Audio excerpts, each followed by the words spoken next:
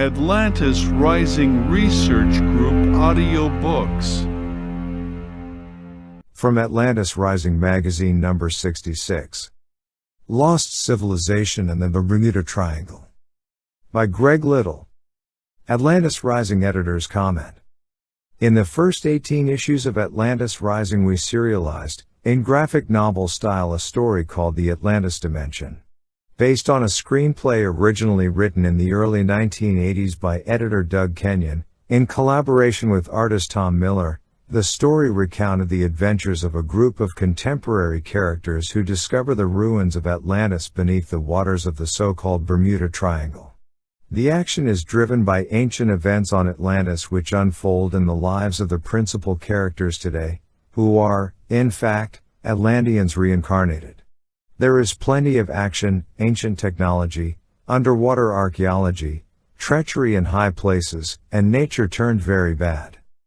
Long since those early issues, this publication has established an identity transcending the themes of that story, but it is possible that, had we not originally chosen to publish that screenplay, Atlantis Rising magazine might not even have been launched. It should surprise no one, then, that we continue to emphasize the possibility of underwater Atlantean remains in the Bermuda Triangle. Over the years, we have watched for developments which reinforce the plausibility of our scenario, and there have been more than a few. Even the building of the world-famous Atlantis resort on Paradise Island in the Bahamas echoes a key story element of ours written over 10 years before the fact.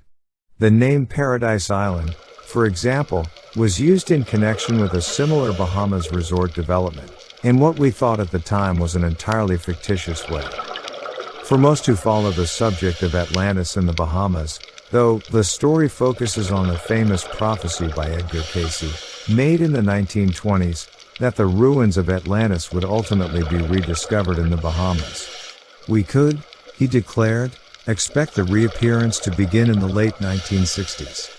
When University of Miami scientist Dr. Manson Valentine located an apparent underwater pavement near Bimini in 1968, the Cayce prophecy made headlines.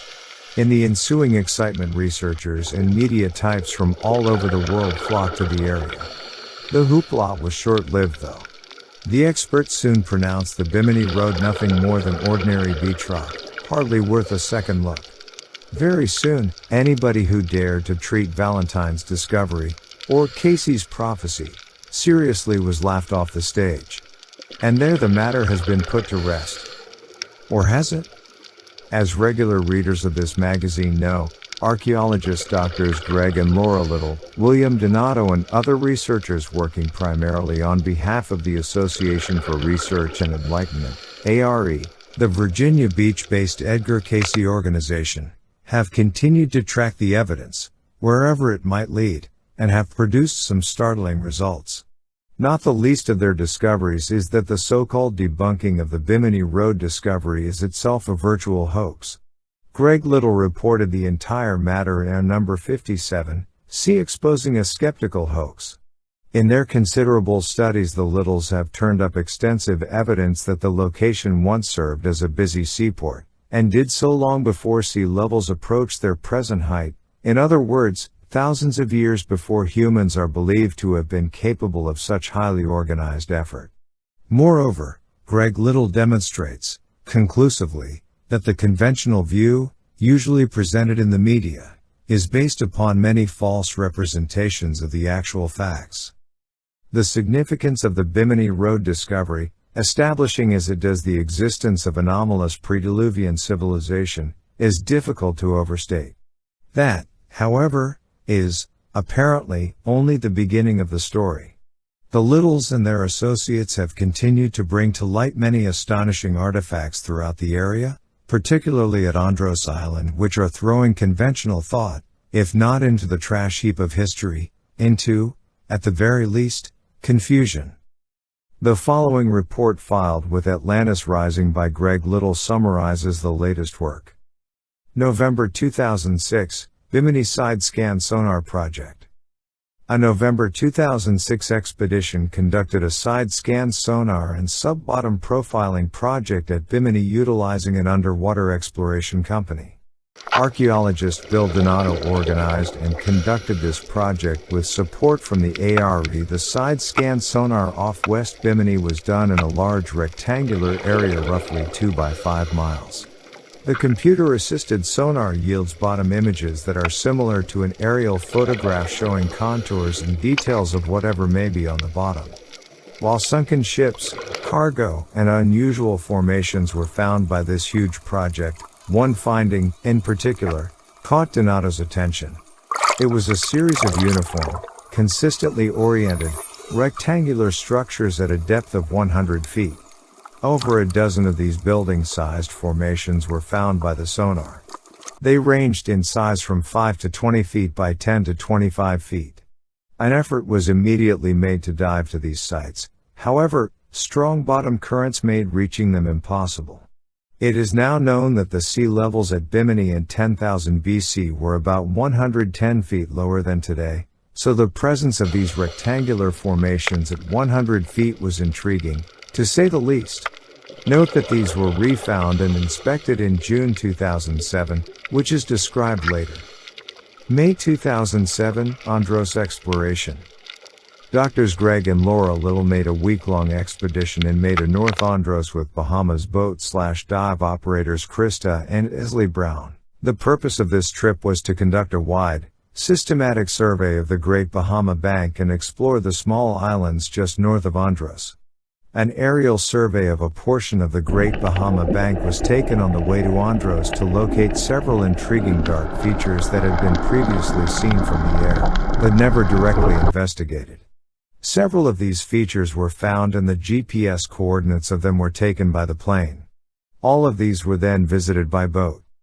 Findings at underwater dark features on the Great Bahama Bank.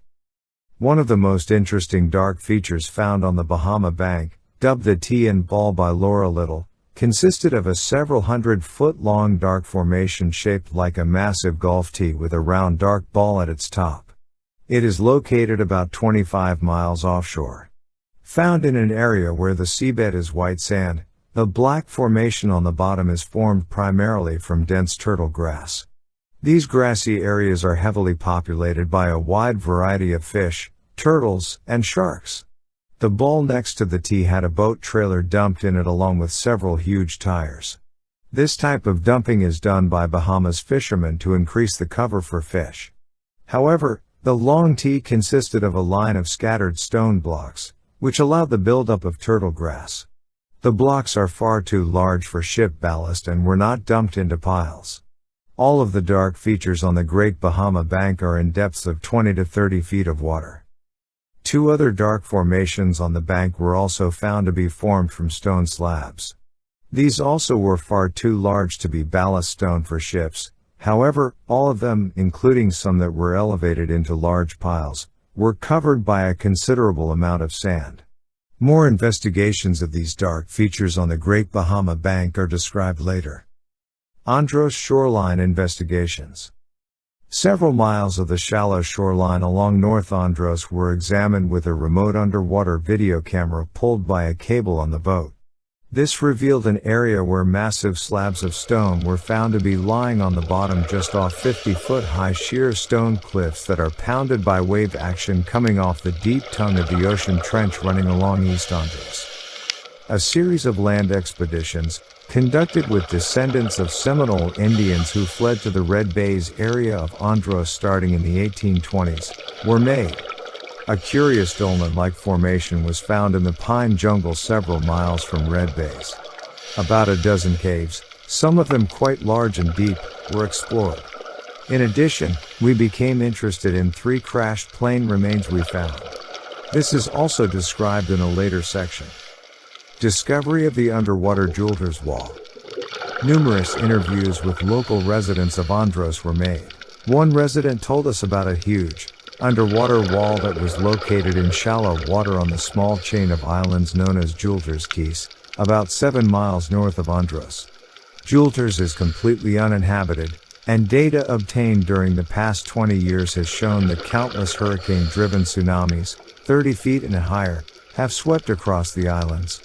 In the 1950s, an attempt was made to form a small community on the southernmost Jeweler's Island, but it was abandoned when a hurricane destroyed the small, wood-framed homes. All of Gibraltar's is extremely shallow and boats with a draft of more than 2 feet cannot reach it. From directions given by the locals, we found the underwater wall with Eslie and Krista Brown. We had to enter the area during high tide as we sped over a mile of water only 1 foot deep. We found the wall exactly as described by the Andros resident. She related that she had seen it twice. The first time, in the early 1990s, a large portion of the wall was intact. She saw it the second time after a severe 1990s hurricane and said that the eye of the hurricane hit that area and destroyed most of the wall and shoreline.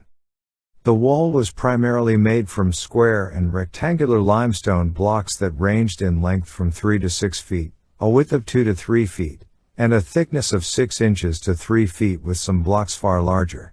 The blocks are obviously cut and roughly dressed and tool marks are clearly visible. One area of the wall remains fairly intact and is found in water about 6 feet deep. Brushing the sandy bottom underneath the lowest tier of stones revealed more limestone blocks under the visible portion. How far down it extends is unknown. This section of the wall runs approximately 30 feet and is formed by the massive blocks stacked on top of each other with 2 to 3 layers of blocks visible. We found about 50 large stone blocks widely scattered in water around this intact portion as if they had been tossed around by huge waves.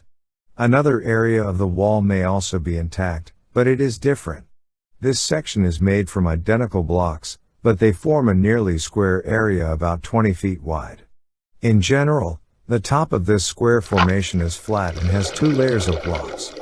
We later looked at this area on modern satellite images, and were astonished that the square area of blocks was quite visible.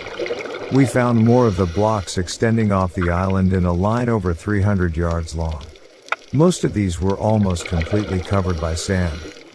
On the same island we found 2 small dams made from stone stuck vertically into the bottom. These dams were at the end of long tidal estuaries and were apparently used as fish traps. Bahamian fishermen related that they never built such traps and always used netting. On the other hand, it was a common practice by the Maya. On the next trip there we explored the island end to end. The island has black and white rock. Curiously, 4 red rocks were found. At the highest 2 points on the island, on wide and flat areas about 30 feet high, there were piles of small square and rectangular blocks. These seemed to be ideal as building materials, but they were lying in jumbled masses. June 2007 Andros Expedition. Another week-long expedition to Andros was conducted in June by Greg and Lora Little accompanied by Greg's 82-year-old father, Paul. The trip began with a more extensive aerial survey to identify more dark features in other areas of the Great Bahama Bank. Just over 20 of these were found and all but 1 were subsequently visited on boat along with the Browns. Dark underwater features on the Great Bahama Bank.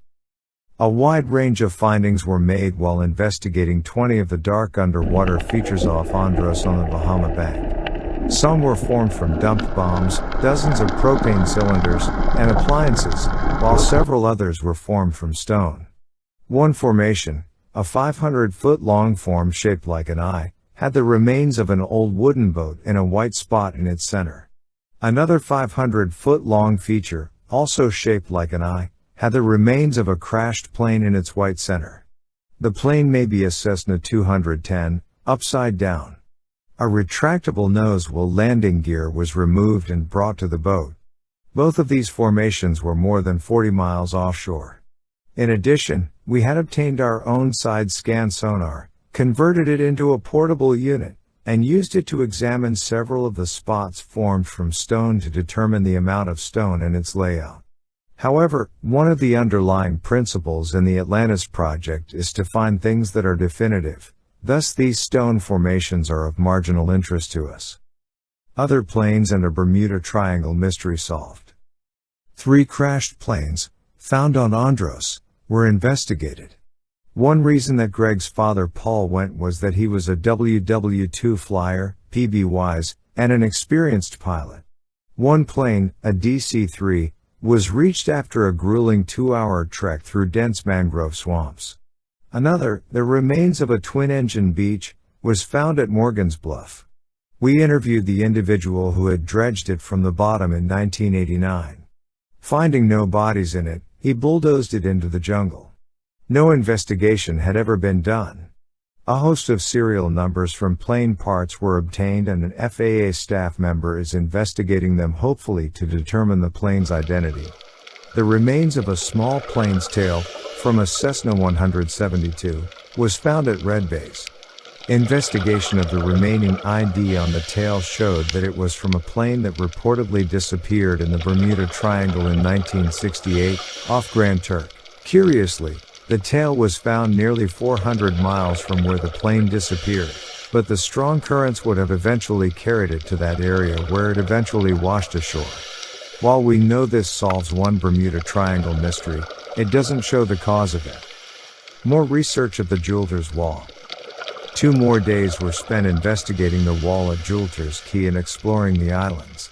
Clear water allowed us to take over 4 hours of underwater video of the wall. This time we also explored more of the blocks found further offshore. We believe the wall was at least several hundred yards long, but its purpose is completely speculative. We spoke to several Andros fishermen who were over 80 years old. None of them knew its possible purpose or who built it. One resident simply said, "It's always been there." The initial impression is that it might have been a retaining wall of some sort, but the entire area is so shallow that the bringing in of large boats or barges is simply impossible. We have also done extensive research in journals and magazines from the Bahamas, but it remains a mystery, an intriguing one. June 2007 Bimini Expedition. An expedition to Bimini was conducted in late June to perform side-scan sonar on the known underwater formations there. Our side-scan sonar unit provides a high-resolution image of the bottom that allows precise measurements to be made on stone. Large portions of the Paradise Point Pier, first reported in 2006, which looks nearly identical to the Bimini Road, except it is well elevated off the bottom, has numerous stone columns scattered on it. We were also able to verify with the side scan that complete and partial circles formed from huge stone blocks are present at Proctor's Road. These appear to have been mooring circles, in use when the sea levels were about 8 feet lower. Marble building remains found. About 7 miles north of Bimini we were led by Krista and Eslie Brown to what appeared to be a small pile of stone in 28 feet of water. The side-scan sonar revealed that sand was actually covering a widely dispersed area of stone. We managed to completely clear off one of the coral-encrusted blocks and were astonished to see that it was actually an ornate, well-polished triangular apex of a building. It looked like the top of a temple. A small piece of the well-made slab was removed and it proved to be high-quality white marble, shining like quartz in the sun. More work revealed long columns and beams of marble, some of which were over 15 feet long before their ends disappeared under the sand. Many other huge slabs of marble were found. It appeared that either one of 2 things was there. Either a marble temple had been built there and collapsed, or a boat carrying a marble temple had sunk there. But there was no evidence of a boat. Scouring written records a few days later, we found that in 1970, Richard Wingate had found the same formation and determined that a boat was under 3 layers of marble blocks and slabs. This is found in his 1980 book, Lost Outpost of Atlantis. Donato's rectangles investigated, possible building remains seen and photographed. Utilizing our side-scan sonar and GPS, we quickly found the rectangular formations off Bimini in 100 feet of water, which Bill Donato first found in his November 2006 project. We dropped a weighted maker buoy directly into one of the rectangles. Eslie and Krista Brown dove the spot and explored the area, taking several photos. The rectangular forms consist of elevated stone on the bottom that has been covered by thick layers of coral. Several of the photos clearly show what seem to be building blocks, some of which are embedded vertically into the bottom. In short, these forms appear, at face value, to be building foundations of some kind. These rectangular forms lie uniformly on a ridge running for at least a mile, and a 10-foot drop-off is adjacent to them. This drop-off leads to a narrow flat area that then descends quickly. Found about 10 feet above the 10,000 BC shoreline, they raise intriguing possibilities related to Casey's statements about Atlantis and Bimini. What's next? Obviously, many of the finds described have to be thoroughly researched. A more extensive investigation into the underwater rectangular formations at Bimini is planned for the near future. A search for historical records of the underwater wall at Julder's Key is ongoing. Preliminary exploration of the Berry Islands has already begun, but wasn't described herein. It is anticipated that extensive explorations will begin in the Berry Islands in 2008, along with more expeditions on the Great Bahama Bank, both in air and on water. In addition, 2003 expeditions on Andros found at least 4 other crashed planes, but these were not directly investigated. Some of these may well be aircraft that disappeared into the Bermuda Triangle, and in 2008 we should know if that is the case.